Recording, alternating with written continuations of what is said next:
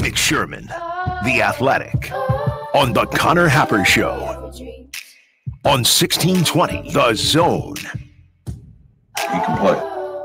And we're joined now on the 42 Degrees of Source hotline by Mitch Sherman of The Athletic. Mitch, good morning. How are you? I'm well. I'm looking forward to a doubleheader of Royals baseball this afternoon. I was going to say we get a double dip and we don't have to dread it the entire time because it used to be that if there was a doubleheader, I would just be like, well, that means double the losses in the day for the Royals, but not that way anymore, especially when they're playing the crappy White Sox. The White Sox, I saw they were 2-14, so that's right. They're enjoying the kind of April that Kansas City fans.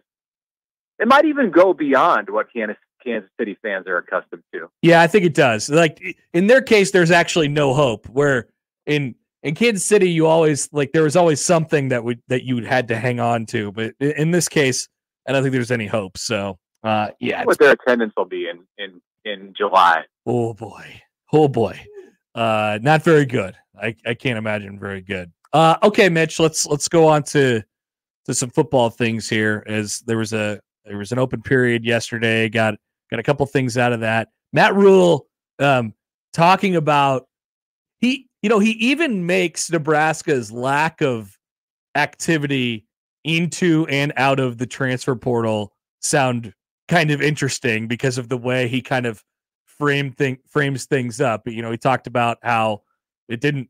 It's like if they're going to go in the transfer portal, they're going to go in the transfer portal.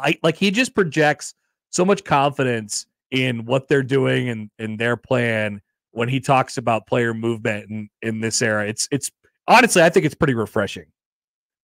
Sure, he finds a way to, I guess, make it interesting. That's maybe not his goal with that. I think he wants to keep fans engaged, yeah, but more so, he wants to keep recruits engaged, and he wants to be able to explain all that's going on in his program. And you look around the country on a day like Tuesday, and it's going on again today, and you see programs remaking their rosters and, having double-digit departures, which is going to lead to double-digit new arrivals. And Nebraska's going to have some of that. You get to the end of the spring, and there will be a modest number, I would say, of players who leave and a smaller number that come to Nebraska from the portal. You have to embrace that aspect of roster building in this day of college football, but it's very much on the back burner at Nebraska, and Rhule chooses instead to focus on the things that keep his players in Lincoln instead of succumbing to the pressure to get in that game and go to the highest bidder. He talked about yesterday about how coaches have approached some of the Nebraska players. And, if there's players who've come to the coaches with information that they've received from other programs, then that there are probably some players out there on the Nebraska roster who are contemplating it, who didn't come straight to the coaches and say, hey, this is what I heard. But, Rhule frames it, like you said, in a refreshing way, in that he highlights the things in his program, from nutrition and strength and development, sports science, whatever it is, strength and conditioning, that are keeping Nebraska players in Lincoln. And, I think he's right. I think there's a reason that you don't see all the movement in Nebraska, and it has to do with the stability that he's built. As far as additions for Nebraska, is there any one? Is it fair to even categorize it as they're like, you're always looking, you're always aware of what's going on, and if something falls into your lap, then I'm sure Nebraska would take advantage of that. But is active even a word that you would use with them as far as player acquisition at this point in the portal? I think so. I think you always have to be active, and I think you can look to Evan Cooper's probably their he is their number one evaluator. He's the chief scout, I suppose. He's going to look over things in the portal, and I think film will be brought to him, and you can kind of monitor some of his social media activity, who he's following, and to get a sense of not who Nebraska's ready to offer, but perhaps who they're interested in looking more at and starting a conversation. Once players go into the portal, if they show up on Evan Cooper's radar and he drops them a follow, then it's gone to the next level. Not the level that it'll take to bring them into Lincoln, but the next level. And yeah, they're looking. There's not so much of a concern anymore about staying within the 85 scholarships because there's flexibility related to NIL. So it allows you, even if you're at the limit or above the limit, to look around, and you don't know what you're going to lose too. Some of what Nebraska does over the next month will be dictated by what happens after spring practice or even this week or next week and who goes into the portal. There's not a position right now that just screams help me. But they might look at a quarterback. I think you're always interested in an offensive tackle because those players are at a premium. Same thing with an interior defensive lineman. Not a starter for this year, but someone who could be a starter down the road. Maybe a linebacker, depending on what they're getting out of the early enrollees and transfers who have come into the program. So only they know exactly what their needs are because they've seen the personnel up close. But I do think that they're active and looking. Is there a position on offense? We've got through, I think, almost all, if not all, the assistant coaches so far. Talking with those guys, is there a position group on offense that you don't feel, let's say, considerably better about from this year to last year at this point? Just running back. It's the only one I feel considerably better about. Offensive line, tight end, and wide receiver. And then, wide receiver was in a little bit different spot last year because you had Xavier Betts, who was a story in spring a year ago and into the fall before he left. And you had Isaiah Garcia-Castaneda, who was healthy. And there were some good things happening with the wide receivers. And then it all kind of disintegrated once the season began. So there's a risk that something like that could happen again. But right now, I definitely feel much better about the wide receivers and I wrote some about that today on The Athletic after the wide receivers talked to the media yesterday, and we heard from Garrett McGuire. I feel much better than I did, like, say, in September or October. Running backs is kind of static. It is where it is. Dante Dowdell hasn't come in and, taken the number one position at this point. The Oregon transfer, he may not, maybe he will. But he's still transitioning. Gabe Irvin is coming back from injury. Ramir Johnson's in a green jersey as he rehabs. So you've got Quentin Ives as a healthy guy. You've got Emmett Johnson as a healthy guy. But it's not a position where you look at it and you just go, yeah, that's miles ahead of where it was last spring. Doesn't it kind of fit I'm not saying that it's a good thing to be unsure if it's better, but we've heard Matt Rhule talk about the way that they approach running backs. They're going to have. It's not gonna be just one guy who kind of runs away with the job. They're probably gonna have specific roles for their top 3 or 4. It kind of fits with how they approach the position. It feels like.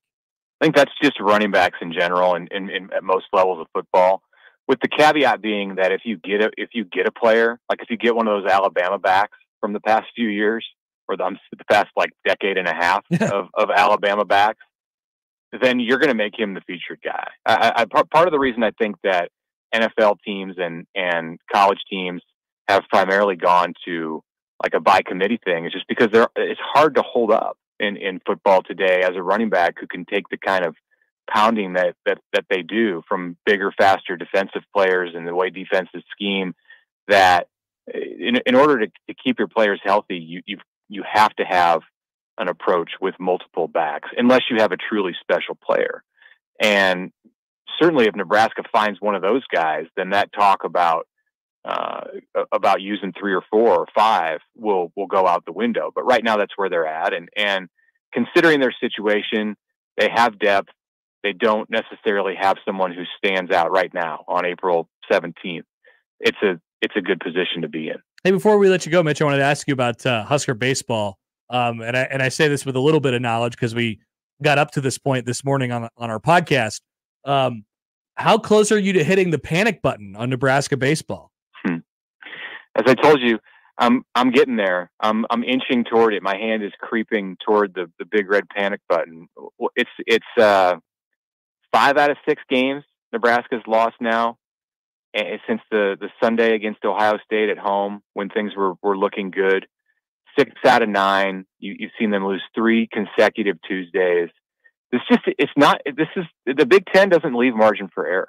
And that's the concern. We saw it last year where Nebraska looked like a very good team at times, yet went into the postseason, the Big Ten tournament, knowing that it needed to win that Big Ten tournament in order to get into the NCAA postseason. And that's what it's trying to avoid, but it's going down a bad road with the way that these Tuesdays have gone. Now, it's not like you losing to, and I'm not, there were some games that Nebraska lost last year in the midweek that were bad losses. And Creighton is not a bad loss. Kansas was a loss that you can absorb.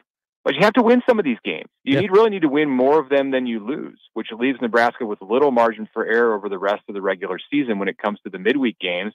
And they seem to keep playing well in the Big Ten and hope that the series loss last week at Rutgers is about is an anomaly, and they get back on the winning track this weekend at home against Maryland. All right, Mitch. Appreciate the time as always. We'll talk to you later. Thanks, Connor. Mitch Sherman of The Athletic. We also talked for 30 minutes this morning, and it's on YouTube if you want to find it.